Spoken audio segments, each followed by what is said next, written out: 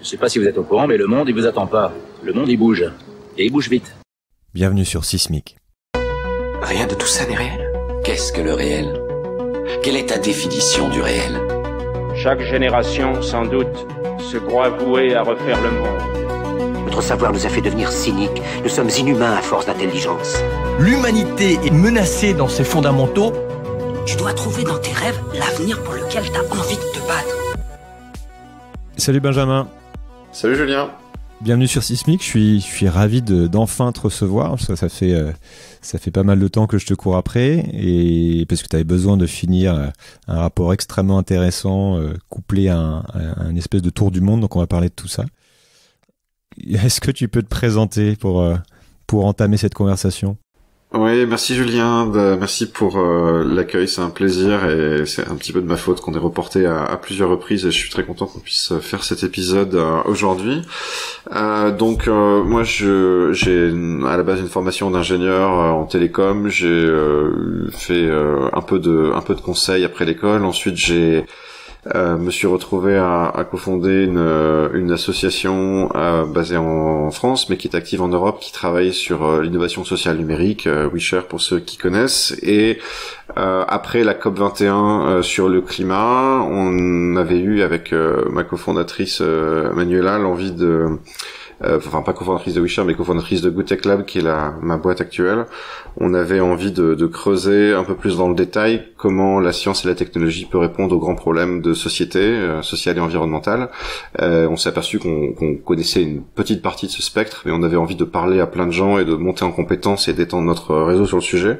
Donc on a créé cette structure et on est allé voir quelques entreprises et fondations qui étaient intéressées pour cofinancer une étude sur ce sujet-là. Et donc pendant 2 ans, on a parlé environ à 400 investisseurs, entrepreneurs, entreprises, scientifiques qui approchaient le sujet de différents angles. Quand je parle du sujet, c'était vraiment regarder comment à la fois le numérique, mais aussi les deep tech, l'innovation scientifique peut répondre aux 17 objectifs de développement durable de l'ONU. Et on a documenté tout ça dans un rapport que tu as vu. Voilà en 2 mots ce qu'on a fait principalement jusqu'à présent, et je pourrais détailler sur la suite après. Je mettrai le lien sur le site pour avoir accès au rapport. Ça serait une bonne introduction ou un bon moyen de continuer pour ceux que ça aura intéressé. Je voudrais qu'on reste un peu sur cette initiative, la Good Tech Lab, pour un peu mieux comprendre quelle en a été la genèse et quelle en a été la motivation aussi. Et peut-être pour introduire le sujet, je lis l'introduction du document qui résume le travail de l'équipe, qui est 50 ans après avoir marché sur la Lune, l'humanité joue son avenir sur un nouveau moonshot. Restaurer le climat et les écosystèmes tout en permettant à chacun de s'épanouir. La fenêtre d'opportunité se referme à vue d'œil, mais un sursaut reste possible. La science, la technologie et l'entrepreneuriat systémique offrent de puissants leviers pour relever ce défi sans précédent. Est-ce que tu peux développer là-dessus et après on pourra aller un petit peu sur tout ce qui est l'impact tech et ce que tu as appris de tout ça. Oui. Alors c'est toujours marrant de le réentendre, surtout qu'en fait à la base on l'avait écrit d'abord en anglais, on l'a traduit ensuite, mais c'est effectivement ça sonne un peu ambitieux, un peu grandiose, mais grosso modo l'idée c'est en fait on s'est beaucoup appuyé sur au-delà des interviews sur beaucoup de lectures, de rapports scientifiques, d'autres qui sont plutôt des analyses de marché, de secteur, etc. Je pense que tes auditeurs par pas mal d'interviews que t'as fait sont déjà un peu sensibilisés à la question du changement climatique, de la crise écologique. Donc je vais pas forcément te refaire tout le tu peux aller sur le GIEC, l'angle etc. que vous avez pris. Sur qui est la tech qui est particulier. Ouais. Bien sûr. Mais le fait est qu'on est face à une urgence sans précédent. Et qu'en fait on a besoin d'un effort massif et coordonné, qu'en fait que beaucoup comparent parfois soit un effort de guerre, soit un effort comme la mission Apollo qui a envoyé les hommes sur la Lune, etc. Donc on a voulu utiliser cette imagerie pour donner quelque chose qui était à la fois grave mais néanmoins prudemment optimiste, on va dire. C'est-à-dire qu'on a des chances de sérieusement diminuer les impacts négatifs et d'améliorer la condition de vie de beaucoup de personnes, mais il faut vraiment qu'on agisse très vite et très fort, et la technologie est un des leviers face à ces enjeux climatiques et sociaux. Mais c'est très important de rappeler, on met un gros disclaimer dans le rapport, que c'est loin d'être le seul. Toute personne qui, je pense, ferait l'apologie d'un seul levier, qu'il soit technologique, politique ou comportemental, social, à mon avis, est au mieux un peu naïf et au pire une sorte de charlatan. Et nous, on essaye d'avoir un discours assez mesuré en disant qu'on aura besoin de ces différents leviers tous en même temps et d'appuyer très très fort dessus. Mais on peut pas se permettre de se passer de technologie pour résoudre une partie de ces problèmes. Mais on peut pas non plus se permettre de faire tout reposer dessus. Mais nous, on a pris en fait, on s'est intéressé justement à décrypter un petit peu ce levier technologique au travers de cette étude. Ok, donc qu'est-ce qu'on appelle en anglais l'impact tech, la technologie ou à impact? Parce que c'est quand même, il y a pas mal de gens qui travaillent autour de ce sujet. Je pense que c'est un peu un incompris. Le terme qu'on entend souvent en France ces derniers temps, c'est le terme de tech for good beaucoup. Il a pas mal pris d'ampleur, même d'ailleurs dans le milieu anglo-saxon. Le terme d'impact tech, on l'avait repéré, utilisé par quelques médias et fonds d'investissement. Il est un petit peu moins connu, mais il nous semblait un petit peu plus large. Donc pour le définir en 2 mots, c'est l'usage intentionnel de la science et de la technologie pour répondre à des problématiques sociales et environnementales. Il nous a semblé un peu plus large en termes de scope que de champ d'application que la tech for good, dans la mesure où la tech for good, plus souvent, ça désigne des technologies qui répondent à des sujets sociaux plus qu'environnementaux, même si c'est pas exclusif, et c'est plus souvent associé à une culture entrepreneuriale, associé à l'entrepreneuriat social, le SS, qui sont très intéressants. Mais par contre, ça généralement, ça se touche un peu moins, par exemple, les startups deep tech qui s'appuient sur l'innovation scientifique et autres, alors que le terme impact tech, on va dire dans les personnes qu'on a vu l'utiliser, ça recouvre un spectre assez vraiment très très large qui va de la philanthropie à la startup tech qui a tendance à scaler très vite. Et comme on voulait analyser un scope assez large et voir un peu l'étendue du possible, ça nous a semblé plus englobant comme terme, et c'est pour ça qu'on l'a choisi. Mais donc tu vas trouver des applications qui sont comment tu vas utiliser le numérique et les données pour par exemple, améliorer l'accès au crédit pour les petits agriculteurs dans les régions en développement. Tu vas trouver des applications dans la santé pour améliorer le diagnostic en utilisant l'intelligence artificielle, par exemple, ou à des choses comme utiliser des nouveaux matériaux qui vont être produits à partir de biomasse durable ou à partir d'émissions de gaz à effet de serre capturées, de manière à décarboner les matériaux de construction, par exemple, ou le plastique, par exemple. Donc c'est un champ d'application très large et c'est ce qu'on a couvert, et on a pris les ODD comme cadre d'analyse. Je voudrais qu'on reste un petit peu autour de cette définition de la tech et de cet écosystème, parce qu'il y a beaucoup de confusion lorsqu'on commence à parler en même temps justement technologie, d'écologie, de développement. Tu as déjà un peu parlé de ça, mais notamment du fait qu'on associe souvent les promesses de la technologie, ou en tout cas celles qui sont médiatisées, à une fuite en avant. Quand on commence à parler des risques systémiques, on voit beaucoup de gens se cacher, en tout cas beaucoup de gens à qui je parle, qui se cachent derrière la croyance que la tech pourra nous sauver, que le génie humain n'a pas de limite, etc. Quel est l'état d'esprit par rapport à ça dans la communauté tech en général et dans cette communauté en particulier, et quelles sont les différentes approches? Les différentes approches qu'on a identifiées, tu veux dire, dans cette communauté. Les différentes approches. Ouais. Je pense qu'il y a un peu tout le spectre que tu as décrit succinctement. C'est-à-dire que tu as si on rentre vraiment dans le stéréotype, tu as le stéréotype très techno-utopique qu'on retrouve beaucoup, même s'il faut pas le réduire à ça, aux États-Unis, dans la Silicon Valley, etc. Faut pas réduire la Silicon Valley à ça, mais on va dire tu en trouves beaucoup là-bas. Des discours un petit peu plus proches de la collapsologie ou de l'effondrement, qui misent beaucoup sur les low-tech notamment pour répondre à ces sujets, et avec plein de nuances au milieu, en fait. C'est ça qui est assez intéressant. C'est assez difficile quand tu fais quand tu t'intéresses à ces sujets, d'éviter d'être catalogué, rangé dans une case, soit dans un extrême, soit dans l'autre. Et on a tendance à essayer d'avoir un discours un peu mesuré en disant voilà, la low-tech est très intéressant pour certaines applications, il faut pas du tout les dénigrer, et à l'inverse, on a besoin de science et d'innovation technologique de rupture sur certains autres sujets. Et je pense qu'il faut tomber ni dans l'écueil d'être techno-baba et techno-utopique et de penser que la technologie seule va nous sauver, ni dans l'écueil de dire n'investissons pas sur la techno et de toute façon ces gens qui montent des boîtes ou qui sont dans les labos de recherche et qui prétendent nous sauver, c'est tous des imposteurs. Enfin ça c'est un autre écueil fondamental. Et on essaye d'avoir un discours un peu mesuré et c'est ce qu'on a essayé de faire dans ce rapport. Donc dans le rapport, vous listez en détail des innovations pouvant aider à faire avancer ce que vous avez pris comme cadre de base qui sont les objectifs de développement durable de l'ONU. Et quand on lit ça, on en ressort assez optimiste parce qu'on se dit que des solutions existent, mais en même temps, tu pointes un certain nombre de risques liés à la conception, à la diffusion des technologies. Est-ce que tu peux en dire deux mots ? Oui, en fait le premier, c'est celui dont on parlait juste avant, c'est justement le risque du solutionnisme ou de façon plus large de manque d'approche systémique, c'est-à-dire de pas voir que toute solution technologique, elle doit s'inscrire dans un contexte local et dans un contexte plus général. Pour donner juste un exemple c'était un investisseur qui nous avait parlé d'un entrepreneur qui développait pour des pêcheurs dans les pays du Sud. Il avait développé une technologie qui était censée améliorer la condition de vie de ces pêcheurs en leur permettant de faire sécher leurs poissons de manière à pouvoir les optimiser leur productivité, les vendre plus facilement, les stocker, les conserver plus longtemps. Le problème, c'est que ces pêcheurs étaient payés au poids. Donc en fait, quand tu fais sécher le poisson, en fait, ça réduisait leur revenu par unité de poisson. Donc en fait, c'était pas du tout utile pour eux. Donc t'as besoin vraiment de comprendre comment fonctionne en fait l'utilisateur, les populations qui sont concernées, etc.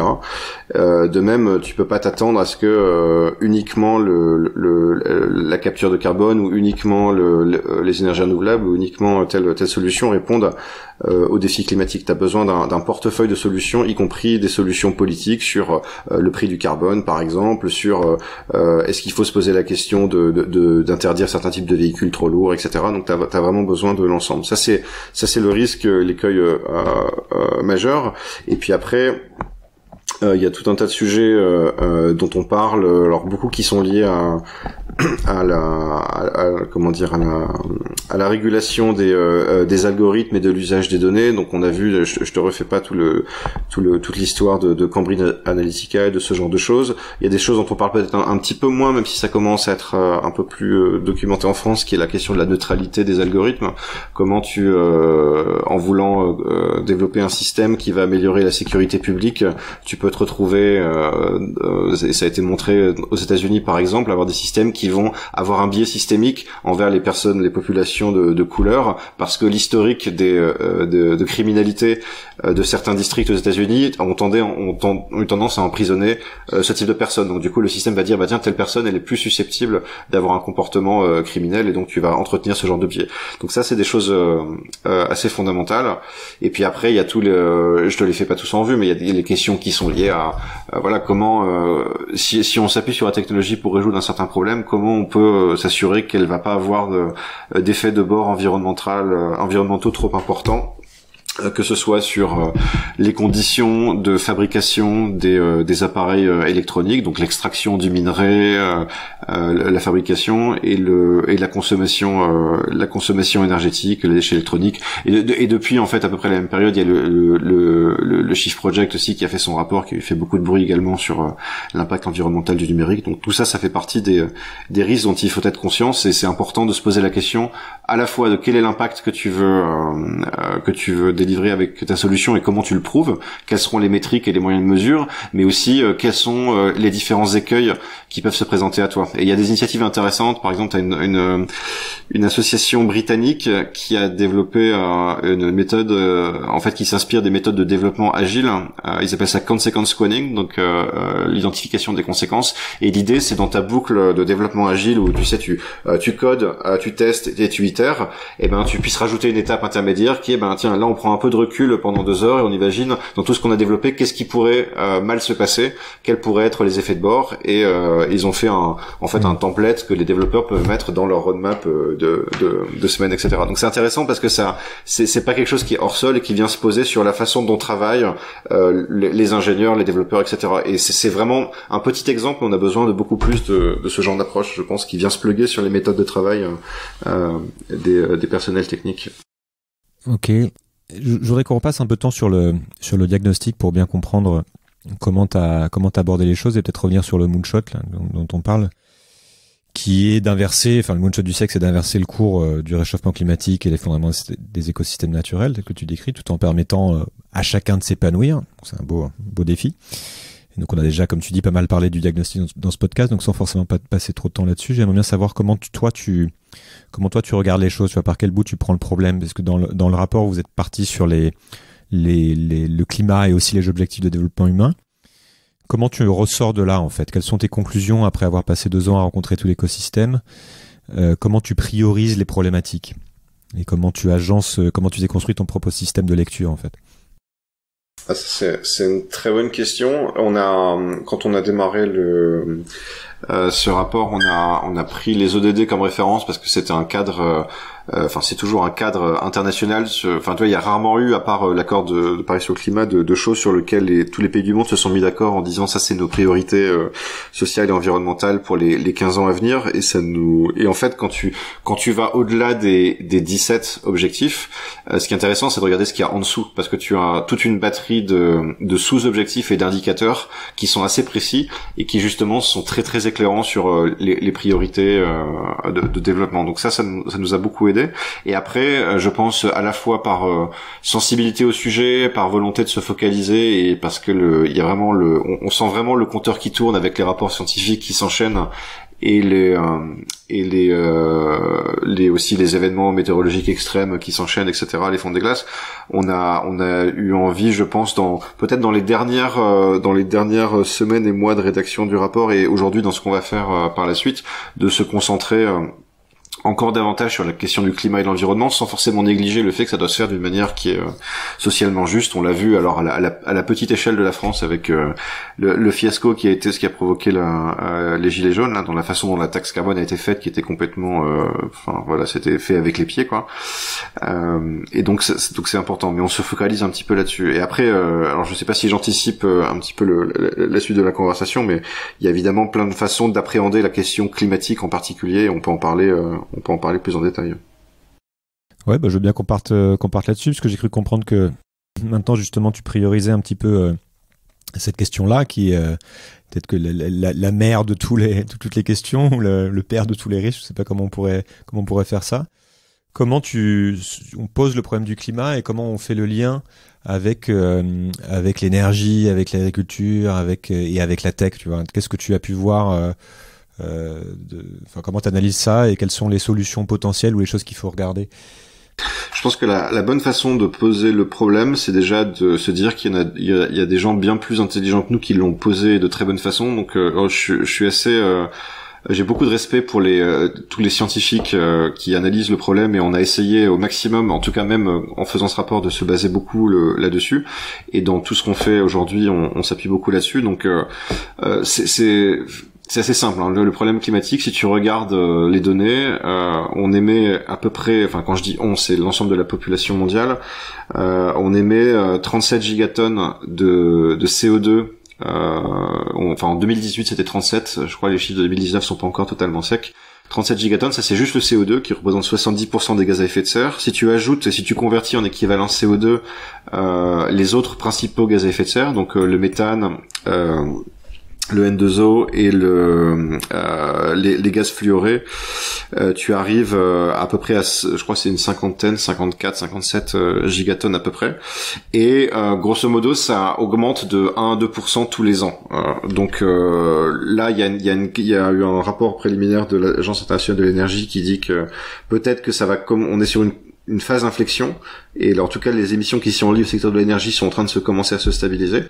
Et donc on commence peut-être à arriver à un stade où on va arriver à un début du pic. Et le problème, et ça tombe bien parce que dans les trajectoires qui ont été proposées pour maintenir le réchauffement climatique sous idéalement 1,5 ou au pire 2 degrés, on a besoin d'atteindre la neutralité carbone, donc autant d'émissions que de puits de carbone d'ici 2050, et plus tu reportes le pic, plus ça va être extrêmement difficile, voire impossible. Et donc il y a une trajectoire qu'on a beaucoup citée dans notre rapport, qui a été produite par des scientifiques suédois du Stockholm Resilience Center, qui font partie d'un grand réseau scientifique du climat et de la biosphère qui s'appelle Future Earth.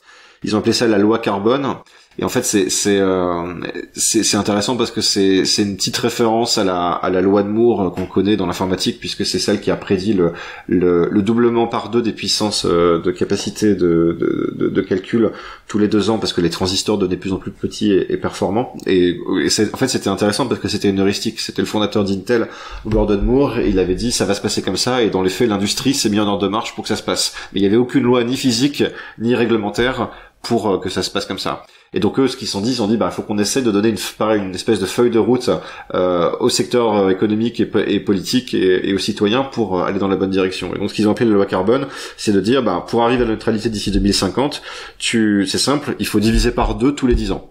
Et il faut que le pic se fasse au plus tard en 2020. Donc on peut espérer qu'on va y arriver. En plus, alors c'est très conjoncturel, mais avec la pandémie de coronavirus en ce moment, les émissions sont en train de s'effondrer. Alors c'est pas du tout un facteur structurel, mais faut voir si ça va se confirmer sur la suite. Mais donc on a besoin de le faire. Et après, une fois que tu sais quelle est la trajectoire globale, la question c'est que cette trajectoire, tu dois pouvoir l'adapter à chaque contexte local, donc pays, ville, etc., dans chaque secteur. Et quand tu regardes les secteurs, tu regardes quelles sont les grosses masses d'émissions. Aujourd'hui, l'usage des carburants fossiles, c'est à peu près 70% des émissions, principalement CO2. T'as quelques fuites de méthane, etc., mais c'est principalement du CO2. Mais par contre, dans la façon dont c'est comptabilisé aujourd'hui, si tu vois, t'as pas mal de graphiques en forme de camembert où tu vois comment c'est réparti. Au niveau mondial, en fait, on a à peu près 25% qui sont la production d'électricité. Ensuite, t'as l'usage de l'énergie dans plein d'autres secteurs. Donc t'as 21% qui est dans le secteur industriel, donc tout ce qui est fabrication de biens industriels, etc. 24% qui est le secteur agricole et de la foresterie, donc l'usage des sols, déforestation, etc. Tu as 14% qui sont les transports, 6% de mémoire les bâtiments, et après tu as un 10% à peu près résiduel qui correspond à l'extraction des énergies fossiles, etc. Essentiellement. Et donc une fois que tu as les grosses masses, tu dis ok, voilà tous les leviers, et après tu rentres en niveau de taille en dessous, tu vois, tu sais que le ciment c'est 4 ou 5% des émissions, tu sais que la viande ça produit 15%, et tu vois à peu près par où il faut prendre le sujet. Là je te parle des chiffres internationaux. Évidemment quand tu regardes les chiffres de la France, c'est différent. Par exemple la part des transports et les bâtiments est beaucoup plus importante, notamment parce qu'on a une électricité qui est déjà décarbonée, en grande partie décarbonée aujourd'hui, quoi. Voilà, nucléaire et hydroélectrique, là. Ouais. Qu'est-ce que tu as vu d'intéressant au niveau de la tech qui sont liés à ces problématiques-là et qui t'ont fait dire là il y a vraiment une piste à laquelle je m'attendais pas, que je trouve super intéressante et qui me donne de l'espoir. Qu'est-ce que tu as trouvé vraiment qui a changé ta manière de voir les choses? C'est toujours un optimisme mesuré, parce que je pense qu'on a vraiment les moyens de répondre à cette crise. Et encore une fois, quand on dit répondre, il faut bien rappeler de quoi on parle. Le défi climatique, c'est pas du tout un défi binaire. Soit on y répond, soit on n'y répond pas. C'est un spectre de conséquences sociales et d'impacts qui vont d'ailleurs être plus douloureux pour les populations les plus démunies, notamment dans les pays du Sud, etc. Donc c'est juste quelle est l'ambition de la réponse qui vont permettre de réduire les impacts négatifs et de... Oui, c'est ça, parce qu'en fait t'as une partie du problème qui va être dont on parle souvent, qui est de limiter le réchauffement, donc de limiter les émissions, qui est une problématique de consommation énergétique essentiellement.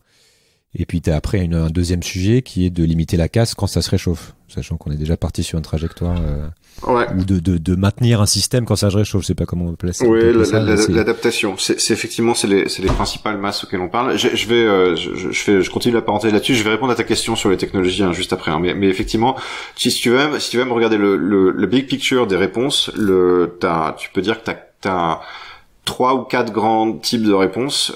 La principale et celle qui doit mobiliser 90% de notre énergie, c'est la décarbonation de l'économie. Donc c'est réduire les émissions de toutes les activités humaines à un niveau proche de zéro, ou en tout cas très très faible. T'as une deuxième type de réponse qui est de en fait absorber à grande échelle, retirer du carbone du gaz carboné qui s'est accumulé dans l'atmosphère, enfin principalement le CO2, parce que même si on arrêtait tout aujourd'hui, on est déjà sur une trajectoire qui va très fortement compromettre le 1,5 degré. Donc on aura besoin de retirer une partie du CO2 qui s'est accumulé dans l'atmosphère. Il y a tout un tas de moyens, je pourrais rentrer dedans dans le détail après. Après, tu as un troisième niveau de réponse qui est effectivement l'adaptation, parce qu'il y aura des conséquences du changement climatique, l'élévation du niveau de la mer, les baisses de productivité des cultures, l'augmentation des pics de chaleur dans les villes, etc. Donc il y aura un besoin d'adaptation, notamment pour les populations qui sont les plus défavorisées, et notamment dans les pays du Sud. Et après, il y a une quatrième type de réponse qui est, j'espère de tout cœur qu'on n'en aura pas besoin, et qui est très controversée, qui est la géo-ingénierie solaire qui est proposée par certains scientifiques, qui consiste sur une période temporaire de 10 à 20 ans, notamment pour le temps que la décarbonisation soit plus rapide, de refléter une partie des rayons solaires dans l'atmosphère. Mais ça, c'est vraiment un petit peu le sujet tabou dont on parle pas trop aujourd'hui, de la même manière que l'adaptation c'était tabou avant et que les émissions négatives c'était tabou avant. Moi, je pense qu'on va parler de géo-ingénierie solaire dans les discussions onusiennes, et d'ailleurs ça a déjà commencé dans les 10 prochaines années, et c'est vraiment un petit peu l'espèce d'assurance vie, c'est un peu la chimiothérapie du climat, si tu veux. C'est le truc, tu veux vraiment pas en avoir besoin. J'espère de tout cœur qu'on en aura pas besoin, parce que ça a tout un tas de risques et de problèmes, mais c'est les quatrièmes réponses. Et après, pour te répondre, par rapport à le sujet qui doit occuper le gros de notre esprit, qui est la décarbonation, t'as des solutions politiques de taxes carbone bien faites, hein, socialement justes, hein, pas celles qu'on a essayé de passer en France il y a quelques mois. Les questions par exemple, est-ce qu'il faut interdire les SUV à pétrole ou ce genre de sujet. Et après, t'as toutes les solutions techno. Et je pourrais pas en choisir une qui serait la solution à tout. C'est vraiment un portefeuille très très large de solutions, et on peut parler un petit peu de ce qu'il y a. Là, c'est pareil, le problème, tu peux le diviser aussi entre secteurs, côté économie d'énergie et de l'autre pour production décarbonée, entre guillemets. Ouais, et en fait, je pense que c'est très important de partir du contexte local, c'est-à-dire si on prend le cas de la France, par exemple, on peut dire qu'on a déjà passé une grande partie de l'étape 1 auquel font face beaucoup de pays, qui est de décarboner l'électricité. La stratégie que beaucoup disent, c'est grosso modo sur l'énergie, c'est simple, on décarbonise l'électricité et ensuite on électrifie tout. Bon, je pense que c'est un peu plus compliqué que ça. Il n'y a pas besoin de tout électrifier. Il y a des endroits sur lesquels on n'a pas besoin. Mais aujourd'hui, par exemple, c'est, à mon sens, pas du tout une priorité en France d'investir sur les énergies renouvelables électriques, dans la mesure où on a déjà du nucléaire et de l'hydroélectricité. Par contre, dans tous les pays où le mix électrique il est très fortement carboné, c'est vraiment une victoire rapide d'investir dans le renouvelable, parce que c'est beaucoup plus rapide à déployer que du nucléaire, par exemple. Donc, tu as un intérêt à investir sur les 10 à 20 premiers % de décarbonation de ton mix, sur de l'éolien, sur du solaire ou sur d'autres sources d'énergie. Donc, on a déjà passé un peu cette étape 1. Après, tu vois, par exemple, en France, les deux gros sujets sur lesquels il faut qu'on s'attaque, c'est les transports et le bâtiment. Dans le bâtiment, ce qui consomme beaucoup, c'est la production de chaleur. Donc c'est par exemple quand tu vas utiliser du fuel ou ce genre de sujet, etc. Donc là-dessus, il y a des technologies qui vont permettre, par exemple, alors sur des bâtiments commerciaux d'assez grande taille, par exemple, récupérer la chaleur perdue, par exemple, qui est évacuée par les climatiseurs en été, et du coup tu peux la stocker sous terre dans une forme de stockage géothermique pour la réutiliser l'hiver. Tu peux aussi récupérer avec des systèmes système d'échangeur d'eau-air, ce qu'on appelle la chaleur latente qui est présente dans l'humidité ambiante pour la retransformer en chaleur utile pour chauffer ou rafraîchir tes bâtiments.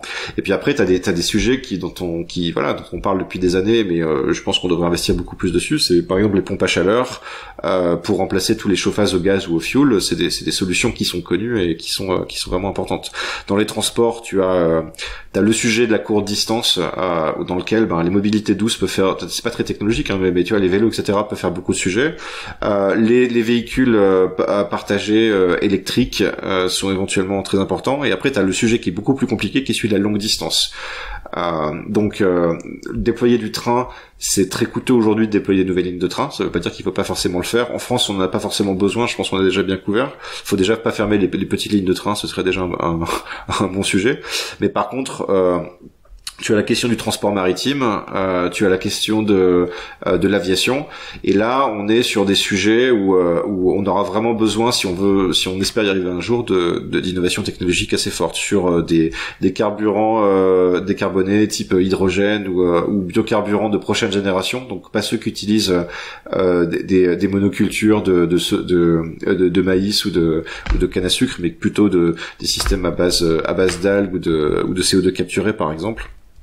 Alors, en fait, j'ai l'impression qu'il y a souvent une incompréhension par rapport à quand on parle de ces sujets, que ce soit transition énergétique ou de l'hydrogène ou des solutions un peu alternatives, parce que on ne se rend pas compte que c'est ça, mais aussi d'autres types d'efforts.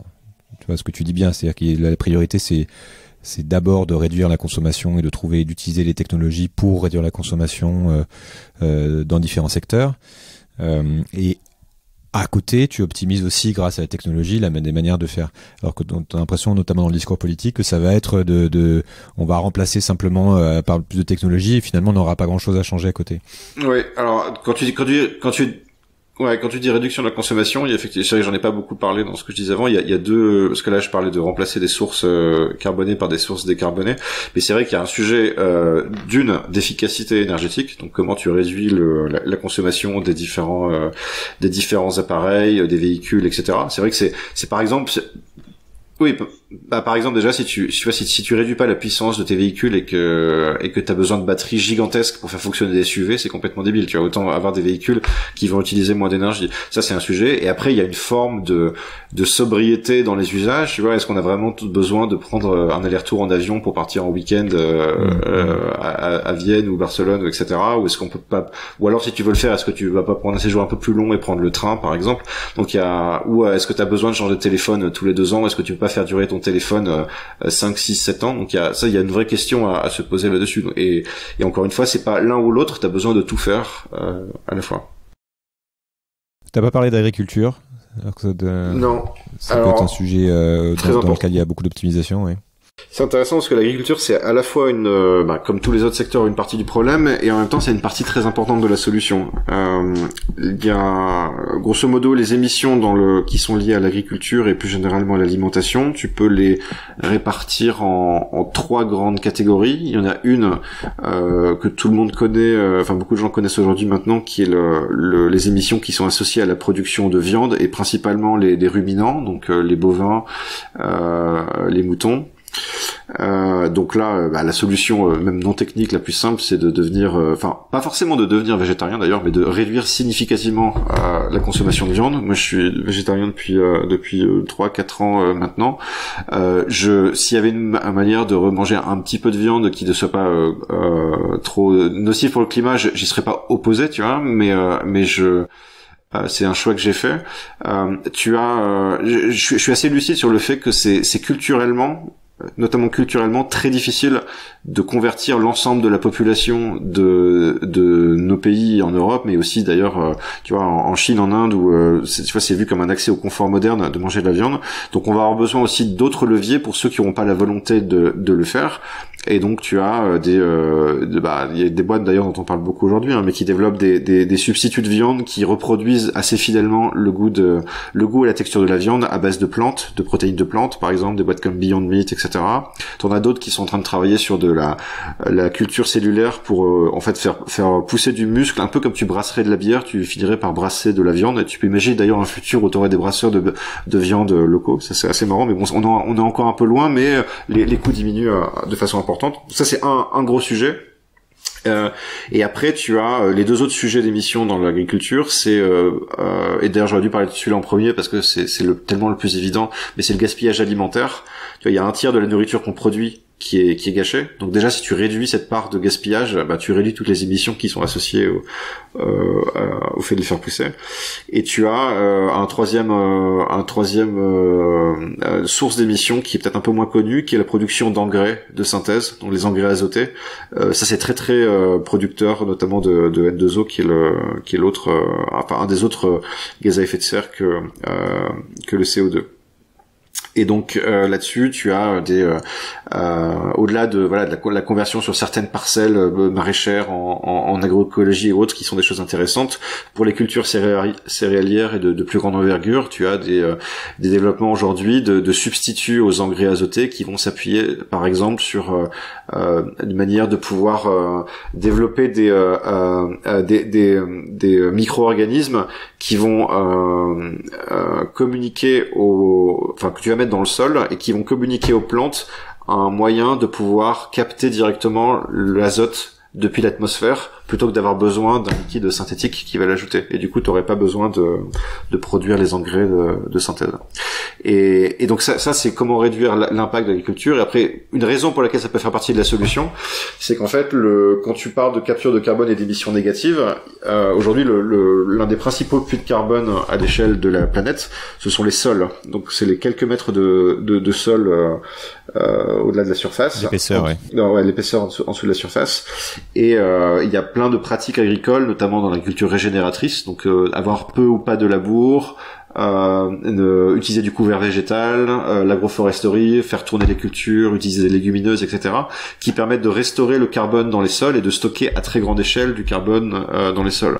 Donc là, il y a vraiment un sujet de comment tu aides les agriculteurs à se convertir à ce type de pratiques, parce que c'est des pratiques qui sont rentables au bout d'un certain temps, de quelques années. Par contre, tu as besoin d'un investissement initial quand tu dois convertir ta parcelle.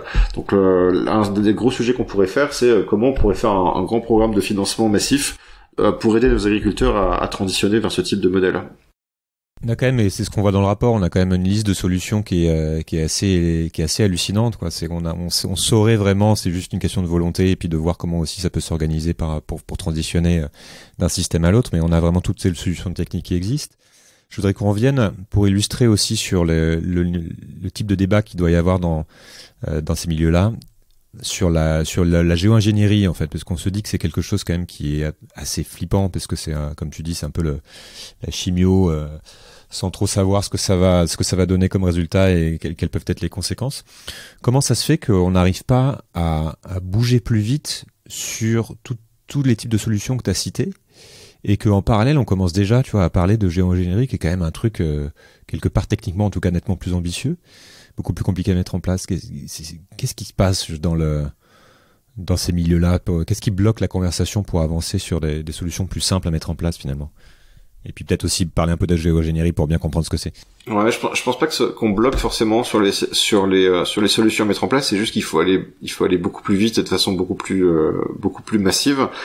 Mais il y a tout un tas de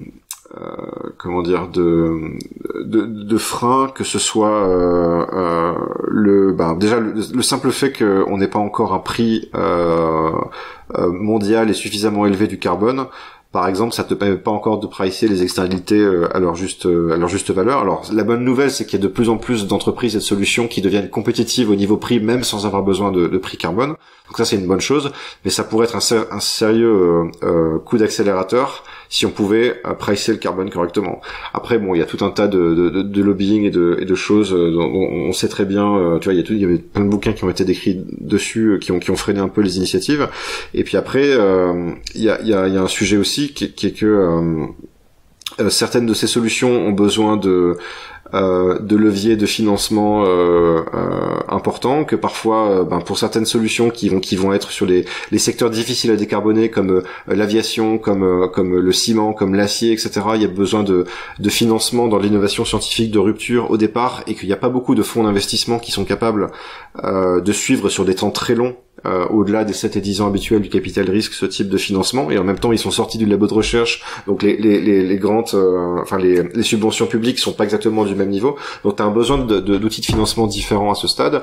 Tu as un besoin aussi d'outils de financement qui soient adaptés à par exemple, quand ce type de start-up deep tech vont devoir créer, quand j'utilise le terme deep tech pour tes auditeurs, ça désigne l'innovation technique qui s'appuie sur une innovation scientifique ou une ingénierie très avancée sur laquelle tu vas déposer des brevets par opposition à du logiciel qui est quasiment une commodité aujourd'hui, quoi. Mais on va dire sur ce type de projet, quand tu vas avoir besoin de créer par exemple ta première usine pilote, le capital risque par exemple, il est pas du tout adapté parce que tu vas être très très dilué, parce que c'est pas économiquement pas intéressant, et par contre c'est pas non plus adapté pour les gros outils financiers qui vont financer des infrastructures, tu sais, des grosses usines de grandes multinationales ou des ponts, parce que les sommes sont pas du tout les mêmes. Donc tu vois, il y a un gap dans le financement aussi sur ces outils. Donc ça c'est un des freins, il y en a plein d'autres, hein. Je t'en cite juste un, et après t'as le sujet aussi que je pense qu'il y a le discours relayé par les médias, par certaines ONG, par beaucoup de décideurs politiques, il a tendance à parfois sursimplifier le débat, et à, par exemple, en France, tu vois, à mon sens, c'est complètement contre-productif qu'on investisse autant dans l'électricité renouvelable et pas beaucoup plus dans les pompes à chaleur, dans les véhicules électriques, dans la massification des pistes de vélo cyclables, dans la transformation des sols agricoles. Mais il se trouve que voilà, on a des débats contre-productifs sur le nucléaire, avec un certain nombre de fake news qui sont colportés par des partis politiques et des ONG que je citerai pas. Donc ça fait partie des multiples freins. Et après, t'as évidemment tout le lobbying des énergies fossiles. J'ai pas répondu totalement sur la géo-ingénierie, je peux rentrer plus dans le détail là-dessus, mais là c'était pour répondre à ta question de pourquoi ça va pas assez vite. Ça, c'est quelques-unes des raisons pour lesquelles ça va pas assez vite. Tu veux que je te dise un truc sur la géo-ingénierie ou ouais, peut-être. Qu'est-ce qui est intéressant à savoir ou à comprendre de la géo-ingénierie? Alors déjà, tu disais quelque chose qu'on commence à s'intéresser maintenant, ça fait déjà des années qu'on en parle.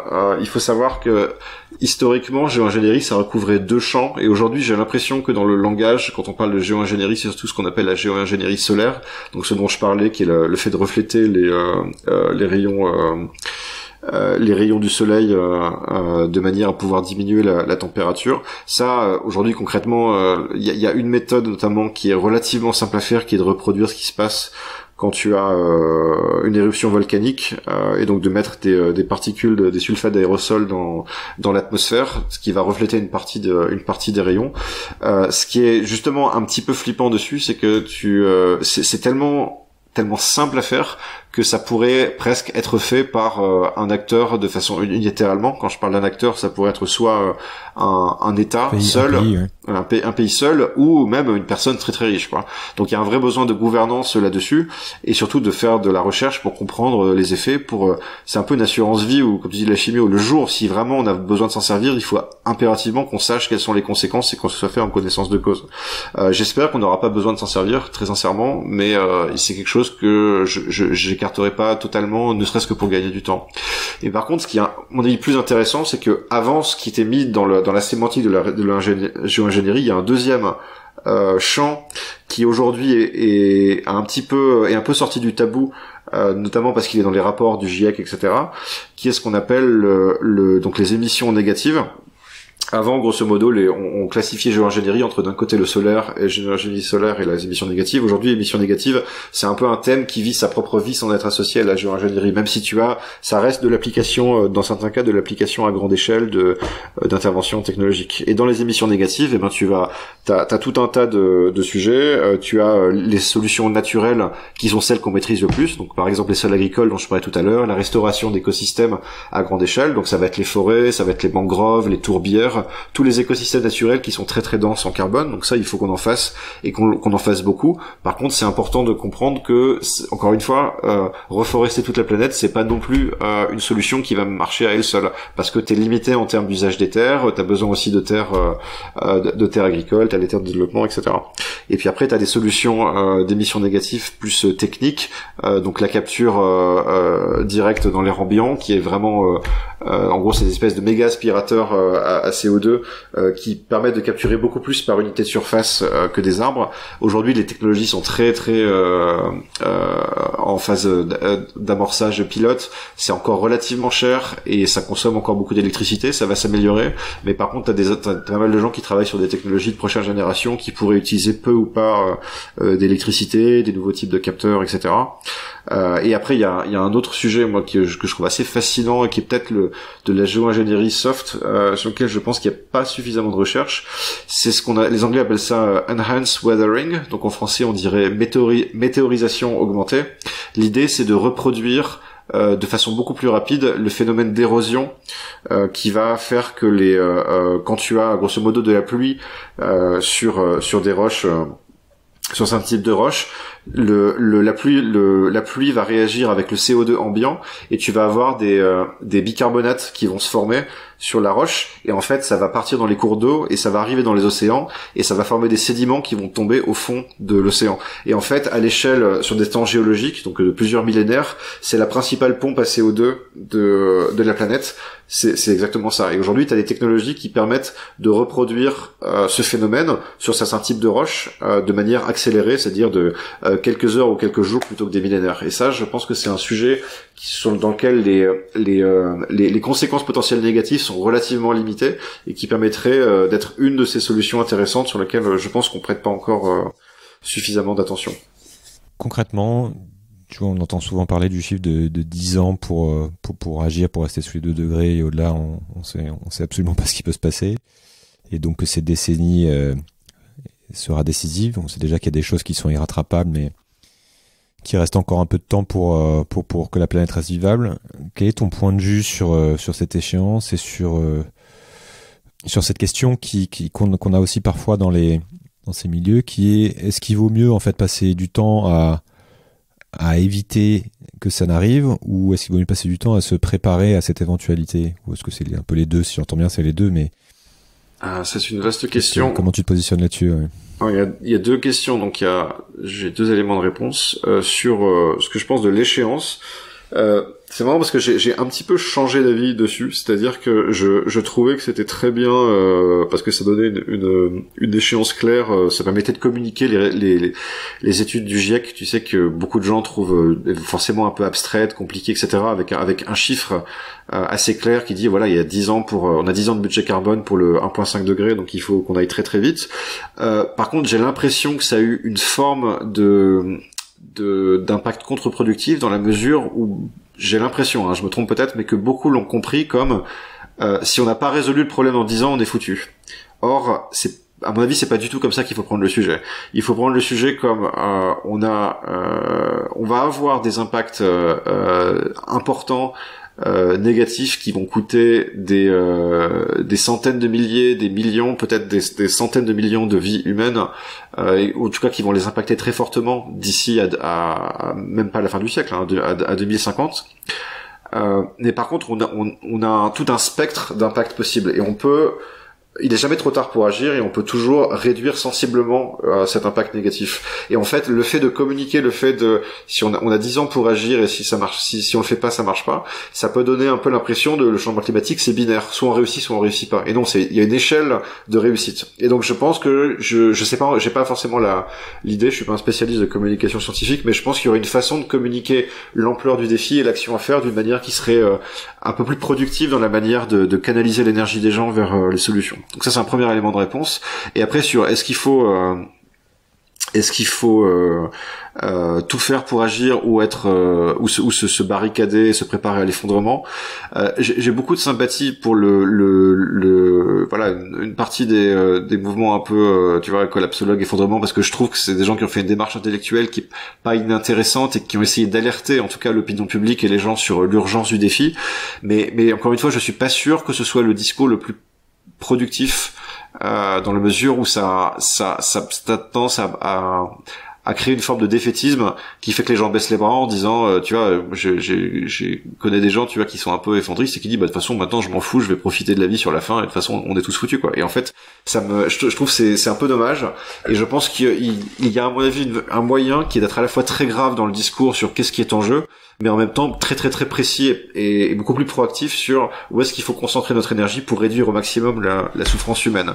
Et je trouve que le discours collapsologue, à mon avis, ne remplit pas cette mission, même si je pense que certains, tu vois, le Pablo Servigne ou autre, ça part d'une intention qui est bonne, tu vois, qui est humaniste, mais je suis pas sûr que ce soit du tout la chose la plus intelligente à faire.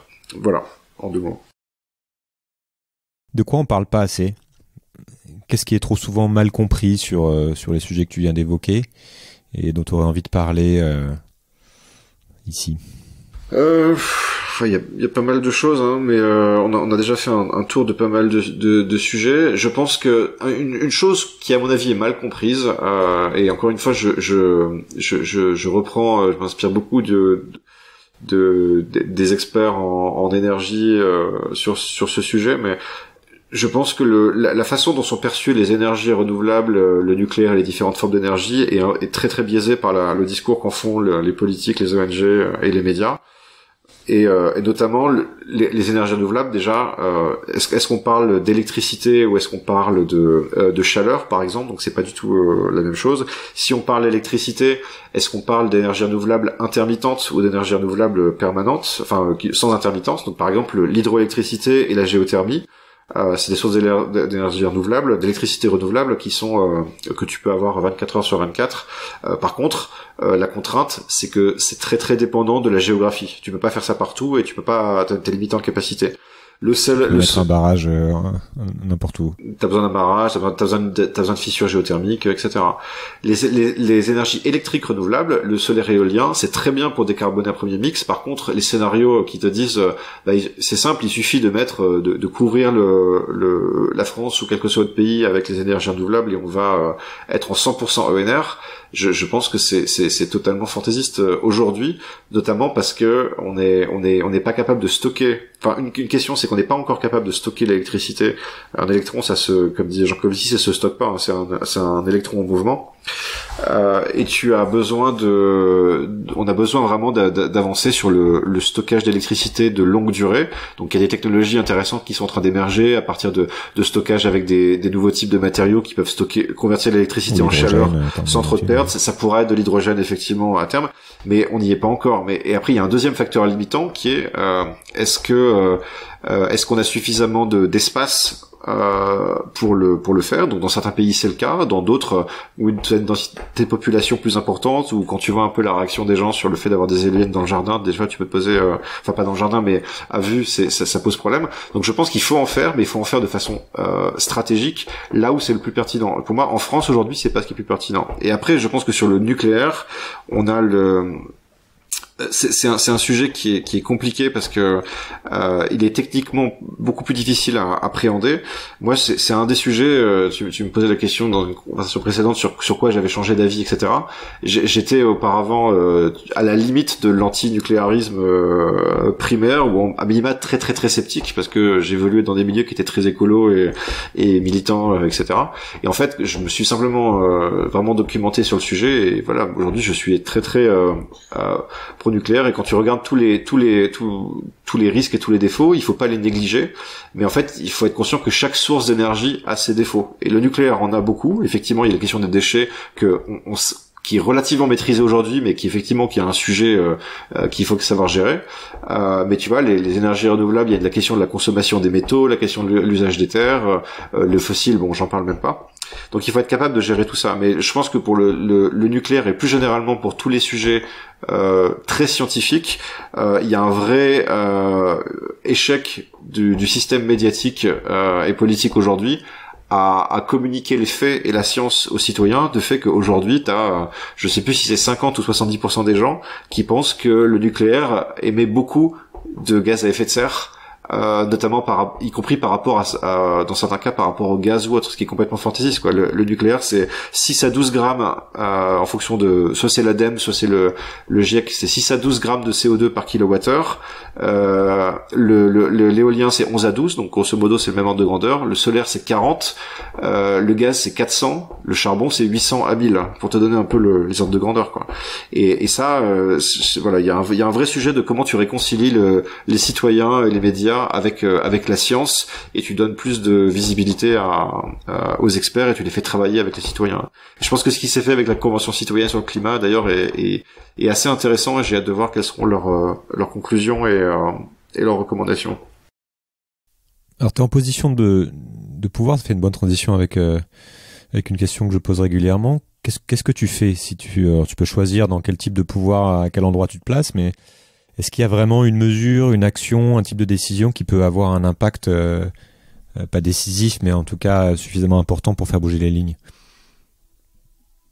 Tu parles de communication, me communiquer, ouais. C'est une chose, mais voilà. Je pense qu'il y a la base, c'est déjà de former de façon beaucoup plus proactive l'ensemble des citoyens aux enjeux climatiques, énergétiques, agricoles, etc. De les exposer à ce que dit la science, au consensus scientifique, de les former vraiment aux bases. Il s'agit pas de faire un master ou autre, mais aux bases de la méthode scientifique, tu vois. Ça aiderait au passage à réduire la proportion de gens qui sont anti-vaccins ou ce genre de sujet, quoi. Mais les former, on va dire, à cette base-là.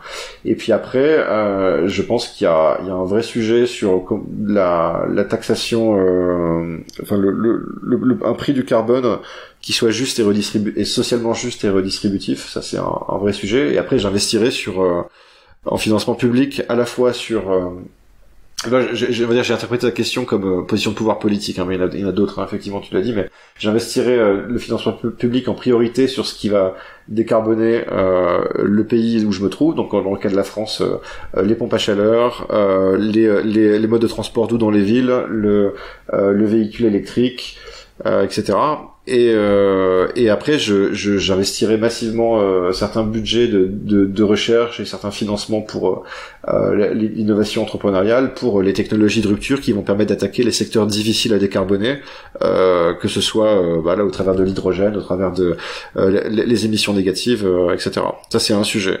Et après, si j'étais en position de pouvoir dans une entreprise, je ferais, je sais pas, j'essayais d'orienter la totalité de mes budgets de R&D et de mon modèle économique pour faire partie de la solution. Et voilà, c'est un peu. Voilà, t'as ton programme.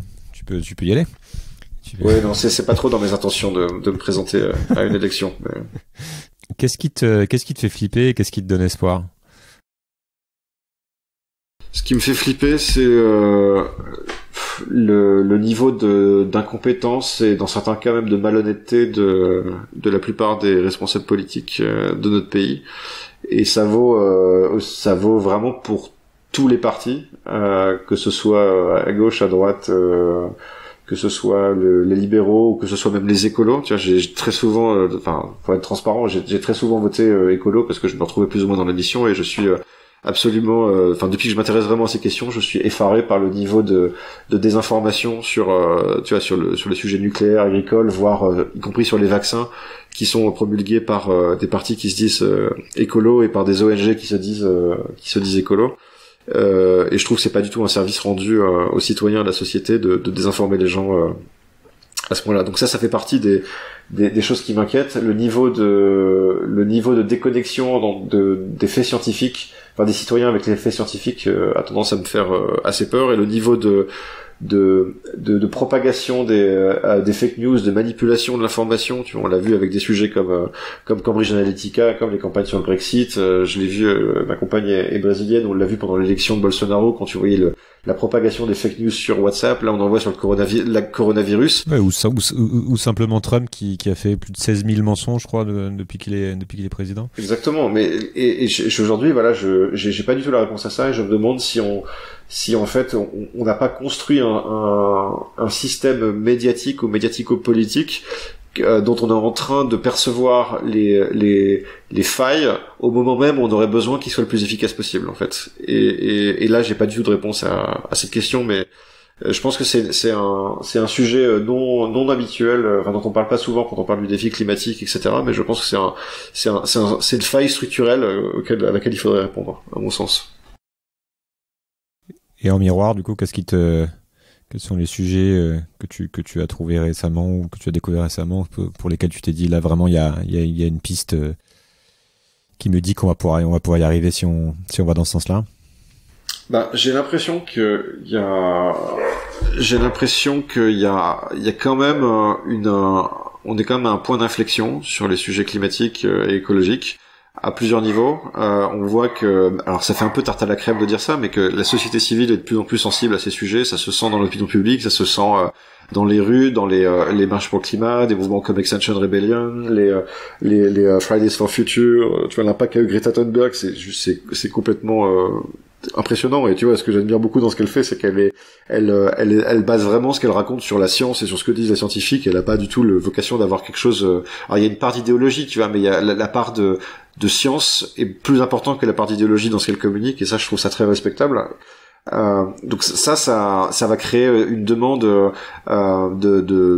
beaucoup des jeunes générations, mais pas que, à la fois en tant qu'électeur, en tant que consommateur, que client, mais aussi en tant qu'employé. Et ça se voit avec des sujets comme par exemple le manifeste étudiant pour un réveil écologique. Je sais pas, ça serait intéressant d'ailleurs que tu aies sur un podcast quelqu'un de ce collectif-là, mais qui fait pression, y compris sur les recruteurs, sur les grandes entreprises, en disant bah voilà, nous on bossera plus pour des industries polluantes. Donc ça va créer un ensemble d'effets de levier.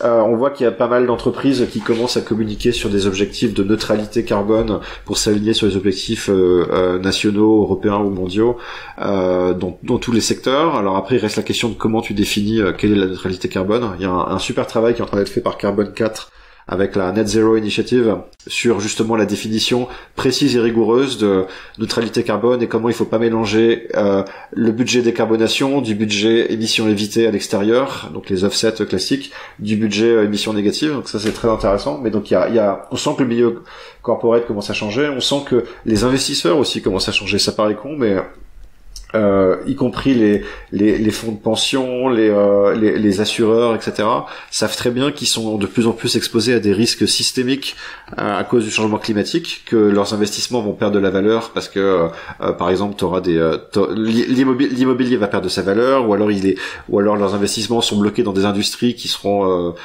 plus du tout pertinents dans le futur, que ce soit le fossile, que ce soit l'élevage intensif, etc.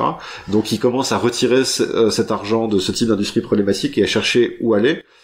Et puis t'as des investisseurs qui se disent mais finalement il y a une opportunité économique dans le fait de créer ces solutions. Pour les ODD, ça a été évalué à 12 000 milliards par an d'ici 2030. Donc il y a un mouvement de capital qui est en train de se faire, et tu vois aussi que dans un secteur que je connais un peu plus, avec lequel j'échange un peu plus, qui est celui vraiment de la tech et des entrepreneurs, on voit qu'il y a de plus en plus d'entrepreneurs qui se lancent dans la tech for good, l'impact tech, la climate tech. Donc je pense qu'il va y avoir une nouvelle vague qui va venir prendre un peu le relais de la première vague des clean tech qu'on a eu il y a 10 ans.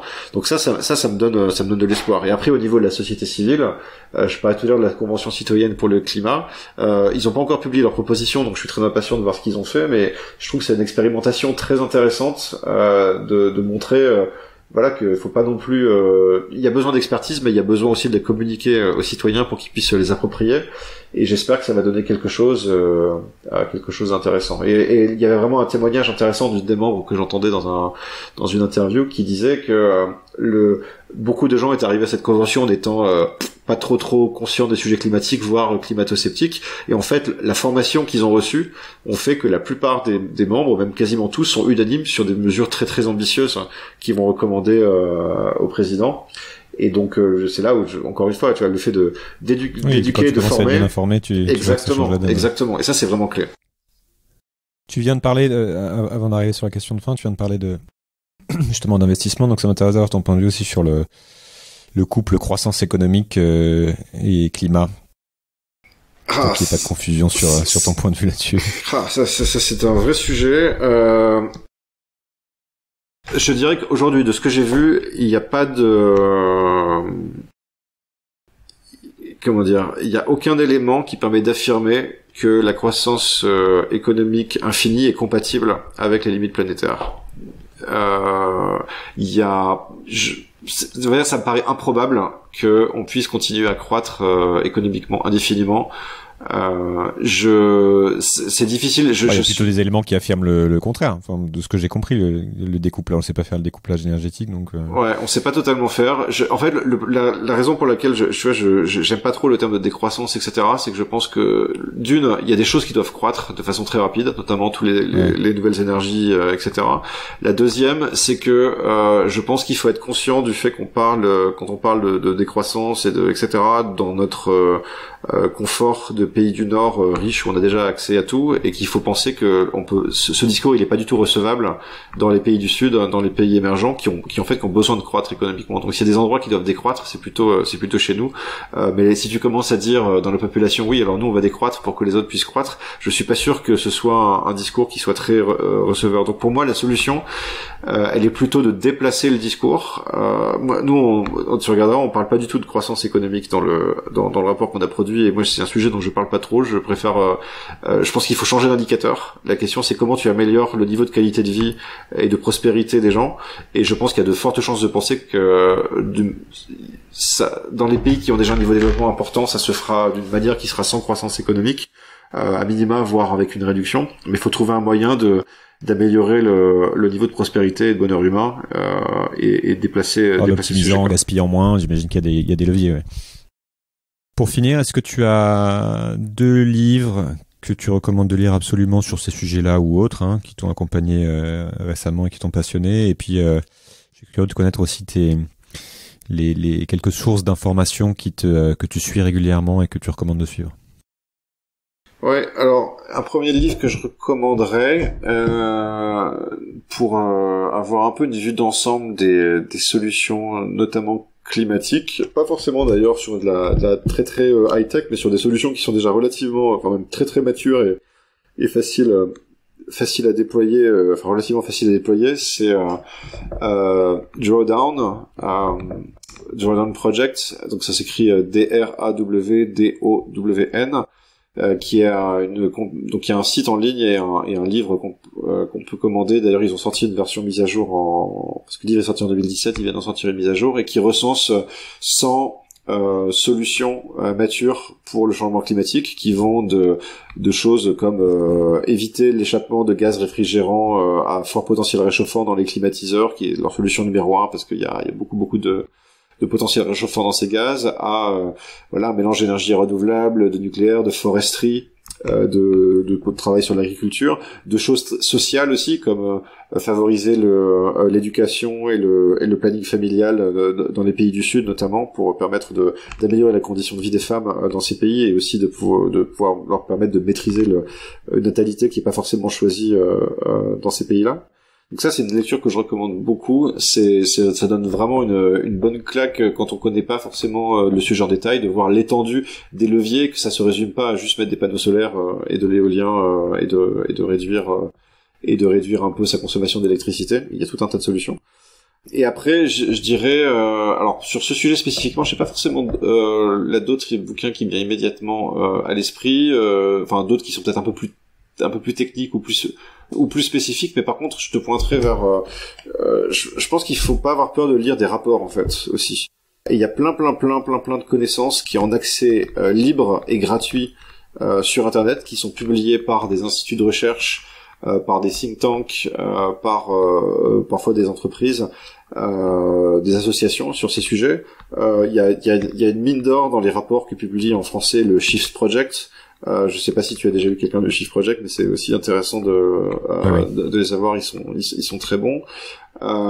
Sur un petit peu les sciences climatiques et environnementales, il y a quelque chose qui est en fait le plus grand rassemblement de scientifiques du climat et de la biosphère et des sciences de la Terre, qui s'appelle Future Earth, donc Terre future.